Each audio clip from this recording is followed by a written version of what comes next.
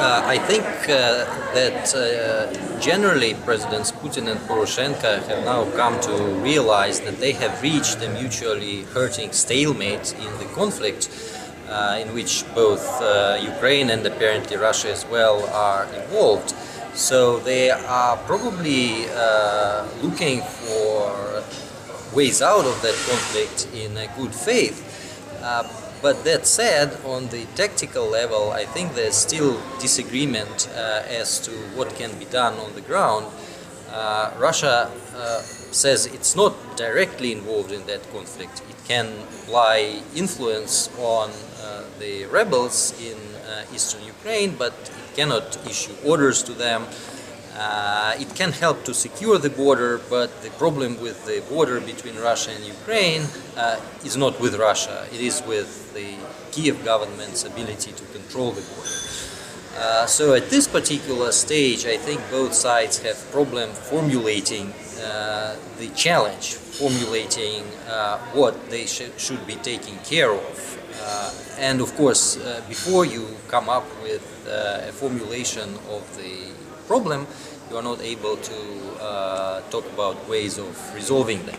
But I think both sides are probing the ground and are trying to see what the eventual status quo between Kiev and East Ukrainian rebels, between Russia and Ukraine, Ukraine and EU, and Russia and the EU can look like. As for the European Union and Russia, I think the jury on their future relationship is still out, and both sides still do not have a conception of how much they will be able to engage in the aftermath of the Ukraine conflict, how much interest both of them will have in engaging.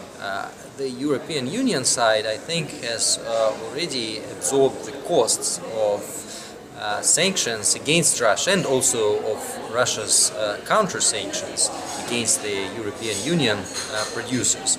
And in this particular situation, I think there will be a strong push on the side of the European Union to just wait and see what happens next, and maybe even to linkage the lifting of the sanctions to Russia's evacuation of Crimea, which would be very difficult to accomplish on the Russian side. So I think we are also facing a stalemate here, but in contrast to the situation between Russia and Ukraine, in Russia-EU relations, I think both sides have not even started to think about what to do in the aftermath of the Ukraine conflict, about how much it costs to them, and whether they really need to try and mend fences to try and recover from the losses they have both suffered. So I think we shall only be able to come to clear conclusions in a few months from now.